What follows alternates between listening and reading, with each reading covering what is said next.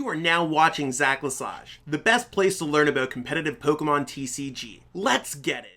What's poppin' peeps? Welcome back to the channel, Zach Lesage here. Today we're going to be going over the other half of the metagame, the 11 through 20 decks. I cover this video every single Tuesday at 12 p.m. Eastern, so stay tuned, put it in your calendar, give this video a thumbs up, subscribe to the channel, and put on those notifications so you know when the videos are going up. That being said, a lot of decks do not make top 10, and these are the decks that did not. I'll tell you why, and that's really what we're going to be going for. The decks are going to be in the pinned comment below, so by all means check those out, copy and paste those into PTCGO, and learn more about the metagame. There's so much to cover here, and these videos always have a bunch of different cool decks that again do not make the top 10, but they might be something, a diamond in a rough, or something that might be going well into a next format. So let's jump it up at number 20 and see what we have going on. Starting things off with a spooky way, and number 20 is Hoopa V. Hoopa V being spooky for Mew, and maybe for any deck that's weak to Psychic because of its ability. That's really the draw of Hoopa V over playing something like Mew VMAX, and the fact that it might be a little bit more budget than a Mew VMAX deck. This is my hot take on a deck. The deck's seen a couple placements, but I have been like working on this deck on the side. I ultimately stopped working on it because it wasn't a deck that I thought would keep up with the metagame, and largely it's really not keeping it up with the metagame. If you think about it, there's not too many decks outside of the top 20 that are worthwhile to even consider, and when there's 19 decks that are better than you, it's likely something that you are not a deck to really mess around with too much. I do think Hoopa V has a chance to stay in the metagame, but we might need something better than Raihan, Alyssa, Sparkles, and Turbo Patch to make it worthwhile. Not sure entirely what that's going to be, and I'm not sure if Brilliant Stars is going to offer anything either, but the fact is that this deck is Dark and Psychic. That's pretty reasonable types for this metagame, and it could be okay. This is a video that I might cover on the channel, just in case anyone does want to build a Hoopa V deck, so stay tuned maybe for that, and let me know in the comments if you want to see that type of content. Otherwise, I think this deck is just existing, and it will probably fall off the list next week, the top 20 list that is. Slipping and sliding at number 19, falling from 14th place last week is SUICUNE LUDICOLO. Now, when decks fall from the top 20 list higher, between like the 11, 12, 13, 14, to a lower spot like the 17, 18, 19, 20, that's not really too much because, for example, number 14 this week is at 120, this is at 50. That could be the difference of having one decent placement at an event or two decent placements. A lot of these decks like Hoopa V make it on the list by having 1, 2, 3, 4 small placements at medium-sized events. So maybe a player shot for the stars, didn't really get there, they kind of fell down a little bit. So that's really where one thing that I really want to put out there is that these decks can move a little bit in the top 20 and not necessarily be so bad. SUICUNE LUDICOLO is the case of literally being the best deck in the format at one point, and then just not really fitting in with the metagame anymore. This deck doesn't really do anything against Mew, Jolteon, Weezing, can definitely lose to Duraludon. It holds its own against Single Strike, but then it loses to Rapid Strike Melon, and the list goes on and on. We actually do have a SUICUNE version in the top 10. That's the SUICUNE Pat to the Peak version that Kate Whitesell's been playing and seeing a lot of success with. So it's one of those things where I'd say SUICUNE LUDICOLO is the curious case of a deck that just doesn't fit in with the metagame. Maybe with Brilliant Stars, Ultra Ball can bring that back, but the fact is I don't really see anything changing, and it seems like there's even more lightning support in Brilliant Stars. So if you are a SUICUNE LUDICOLO player, I'd probably hop off this deck and maybe try to look at other decks that are not necessarily weak to lightning or might have a better chance against the metagame. Right now, if you want to do well in the metagame, you definitely want to play decks that beat Mew VMAX, or you want to play something that spreads in the format because those seem to be very successful. Hidden hard at number 18 is STONJOURNER VMAX. Now, this deck made the top 20 list 2 weeks ago, but it didn't make it last week, and now it's back on. So that tells me that this deck's likely within the top 20 decks, probably just like in the lower top 20, so the 17, 18, 19, 20 spots. The goal of this deck is to really just like out-heal your opponent and then attack when you get a turn to breathe. Maybe you'll get lucky with lucky ice pops, or maybe you'll be able to do a few other things. I mean, I think this deck's cool, although it just seems like incredibly ineffective in this metagame at this point because other decks just have ways around it. So I think STONJOURNER really struggles. It's probably something that like if a deck's not necessarily making it past, or like if it made the top 10, decks like, you want to have decks that are able to hop into the top 10, have a purpose, and then maybe they could fall down a little bit. But like, it seems like STONJOURNER's consistently in this lower bottom half. This, again, it's one of those decks that I might cover on the channel in the future, just so I can kind of have a wide variety of decks that people might want to watch. But in this case, I think that STONJOURNER VMAX is just like a little bit like outside of the range. Let me know in the comments if you want to see STONJOURNER VMAX. If you are looking to pick up this deck, it is relatively cheap to pick up. Those cards are very, very cheap to pick up. So if you want to make it even cheaper, you could use code Lesage5 at PTCGO to save 5% off your order. That discount code is in the description, and it really helps me as a content creator to make it more self-sufficient, and a little extra money helps around the holidays. Swooping in at number 17 and chilling at number 17 from last week is ETERNATUS VMAX. Now, ETERNATUS VMAX, all about that Eternal Zone, benching all those extra dark Pokemon and hitting hard with Dread Ends. Unfortunately for this deck, I think there's a lot better dark decks in our current top 10 to choose from. And you have your choice of the Weezing, Galarian, Moltres, Hoopa deck. You have your choice of the Single Strike deck. You have choice of Gengar, and even like other decks in the format. Like, there's enough like random decks that could be better as dark decks like Gengar. So when it comes to those decks, I'd rather play one of those than this deck, because the Umbreons also make this deck quite expensive. So if you somehow have Umbreons and you have ETERNATUS and you're a big fan, I think this deck's cool. If anything, with Brilliant Stars, this deck might get better because of Ultra Ball. I think that might be really the missing piece, and that's why it's running weird cards like Adventures, Discovery. Using Ultra Ball, thinning your hand, drawing more cards with Crobat might be more accessible when we have access to Ultra Ball. Now, you gotta watch out because a lot of decks are randomly playing Avery, such as Duraludon. But overall, I think this deck's pretty cool in our next format, just not so right now. If you haven't already, pick up your ETERNATUS right now, because I think it legitimately might be better. I'm not entirely sure if it's going to be better, but Ultra Ball might make this a better deck. Breezing into number 16 and falling from number 13 last week, we have LEAFEON VMAX. LEAFEON VMAX is all about Grass Knot with Galar Mine, and that might work for this upcoming format. But right now, it doesn't necessarily work because Mew and Jolteon are kind of king in this format, king and queen, and they both have 0 retreat cost, so it's going to be incredibly hard for Leafeon to win. Sure, Leafeon can cheese some games off of just hitting them with a Galar Mine. They have nothing and they dead draw. But reasonably, if you're losing to the number 1 and number 2 deck, what deck are you trying to beat? And at this point, I don't know if you beat Weezing, which is number 3. And even Duraludon's probably a little bit tough because you have to go Grass Energy, Grass Energy. You could get it with Greening Cells, but they could also go Crushing Hammers. And then I also, like, I think the list just goes down, and it's just Leafeon V, very similar to SUICUNE, Ludicolo, not really hidden in this format. In the future, if there's ways to increase the retreat cost even more, I think there's a new Muck coming out in Brilliant Stars. That could be cool. I'm just not sure how I feel about the Leafeon VMAX right now. And, I mean, by its placement, I mean, maybe I do know how I feel. I think it's a good deck, just not well positioned in this format. Rapid striking it all the way to number 15. Number 15 last week, as well as Rapid Strike Urshifu VMAX with Moltres. The goal is to be half Rapid Strike Urshifu VMAX. We're using Shady Dealing, searching your deck for stuff, and then going for Rapid Strike Urshifu VMAX, sniping your opponent with Gmax Rapid Flow. And then you also have Galarian Moltres V for good measure against Mew VMAX. It's also a way to accelerate energy with Energy Switch so you can get the Gmax Rapid Flow off.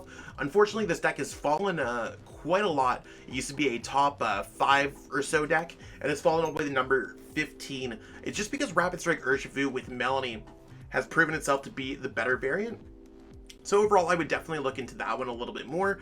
This deck more or less plays out as 2 decks at once, half Moltres V, half Rapid Strike Urshifu VMAX, and it doesn't necessarily set up too consistently. So as you're trying to get those consistent finishes, you want to play a deck that's going to get consistent results. That being said, this deck's not necessarily going to get you there.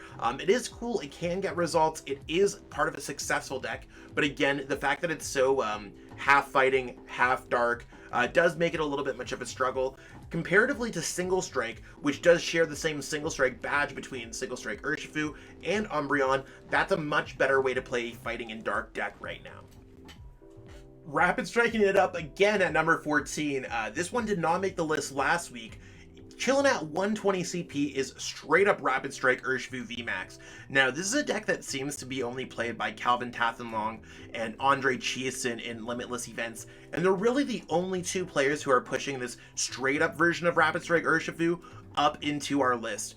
So I think that this deck is the same exact strategy of a Rapid Strike Urshifu Melanie, except you don't gain the benefit of Melanie. I quite often ask myself, is there a reason why I'd rather be playing Raihan than Melanie? I think that the Melanie version's a little bit better because the energy count of the water doesn't necessarily matter for the Rapid Strike Urshifu if you're only using Gmax Rapid Flow, considering you're trying to go Gmax Rapid Flow more often than not, and in matchups such as Galarian Weezing, where they might not necessarily be knocking out your Pokemon, the Raihan might be a little bit difficult to pull off. So while I do think that this take on the deck is cool and might have a better Jolteon matchup, I don't know if you're trying to beat Jolteon anymore or anything else like that. I think that this is just a slightly different take on the Rapid Strike Urshifu Melanie and not necessarily seeing the same results as the Melanie one.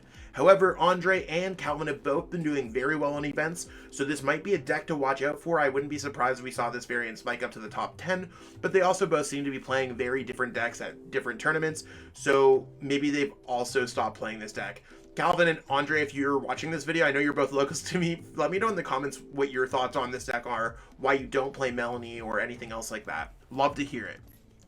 Galloping all the way to number 13 and previously at number 16 last week is Shadow Rider CALYREX VMAX. Now this deck is, it goes up and it goes down, but it hasn't touched the top 10 in a hot minute.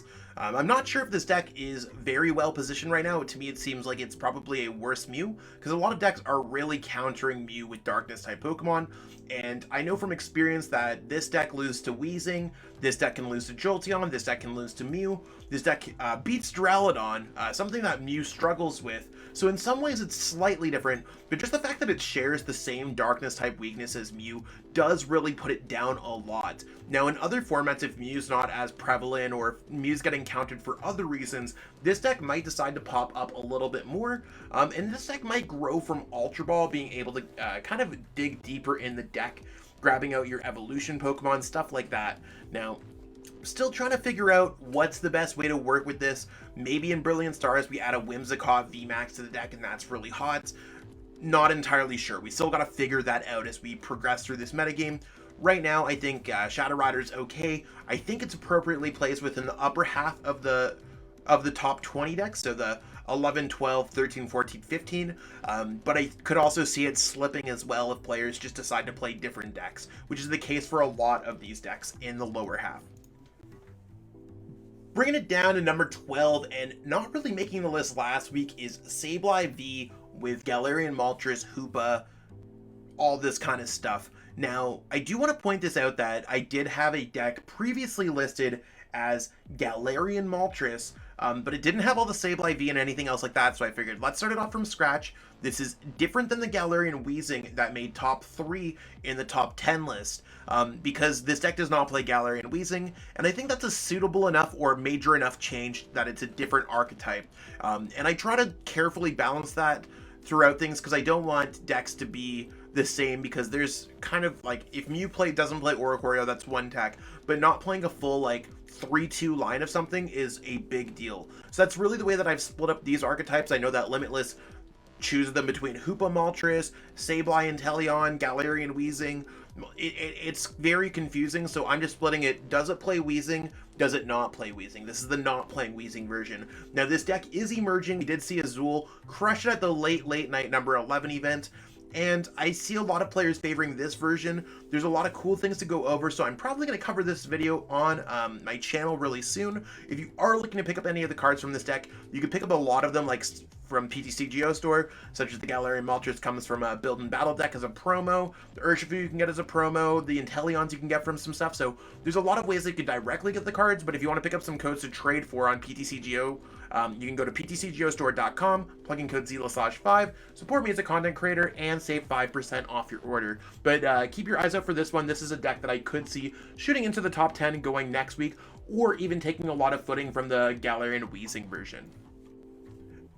Galloping all the way to the 11th spot, but not making the top 10, is Ice Rider CALYREX VMAX.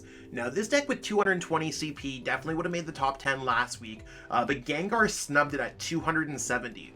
All that means is that this deck was 1 or 2 placements, maybe even a top 32 at a late night series away from making it into the top 10 list. It's really slim and narrow when it comes to these 10th, 11th spots, and sometimes spots are decided by only 10 CP. This deck did fall 3 spots for number 8, which is completely fine. Any deck within this 8, 9, 10, even 11, 12 range are all relatively the same. They're not part of the top 6. I think the top 6 of Mew, Jolteon, Weezing, Duraludon, Single Strike, and Rapid Strike Urshifu with Melanie are all solidified. Anything that's Zacian, Suicune, Path, Victini, Gengar, Ice Rider, Sableye, Moltres, even Shadow Rider can definitely all jump in there between that 7 to 13 range. So keep that in mind as we go forward, that like these decks can interchange. Ice Rider CALYREX VMAX is all about hitting those numbers with Ride of the High King, focusing on your opponent's bench size, and then going with quick shooting to hit your opponent with Max Lance to get the knockout. I think that this deck is just played less than the SUICUNE Path version, which I actually like this version more than the SUICUNE Path version. So keep that in mind, that I think it's very much a similar deck. I brought it up in my recent SUICUNE deck, but I'm probably going to recover this deck with Path to the Peak. I really do like Ice Rider. I don't think it's particularly super well positioned. It's not poorly positioned. It's just a deck that exists. So if you are looking for a deck that's going to typically get set up and do pretty well and is mid-range disruptive, this deck could shoot back up into the top 10, no problems, and do well at tournaments as well, because it's pretty neutral against most decks. Period. I had to take an extended break. Period. So I'll catch up with everyone in a little bit, but this is where we got for number 11. We'll see if we can make it number 11 or pop out of the top 20 list into the top 10 list for next week. What do you think? Do you think this deck's going to make a top 20 list or a top 10 list for next week? Let me know in the comments below and we'll see where we're at next week. And that's what we got going on for this video today, peeps. Hopefully you enjoyed learning more about these decks and seeing where our whole metagame lies. There's so many cool decks in the game of Pokemon, and if your deck didn't make it here, let me know what your deck is in the comments below. Love to hear it, and maybe you want me to cover some decks on the channel. Let me know in the comments below. I'll see what I can. I do try to stay within decks within the top 20, so if I haven't covered a deck in the top 20 yet, be sure to give me a reminder, because I'm only human and I could definitely miss a deck here or there. Or if you have a really cool idea, let me know. You could also join our Discord, and be sure to sign up for our late night series events every single Monday, or our late night series events every single Friday, or mostly every single Friday. I'll stay tuned. Stay tuned. Not I'll stay tuned. I'll stay tuned for more tech ideas. You stay tuned for more content. Peace out and have a great day. I truly appreciate you taking the time out of your day to watch this video. It means the world to me. And my goal with this channel is to spread my love of the game and knowledge with our entire Pokemon TCG community. If you haven't already, help signal boost this video to other Pokemon TCG fans by liking it, sharing it with your friends, and subscribing to the channel. Hopefully we reach our goals really soon. Check out this recommended video, and have yourself a great day. Thanks.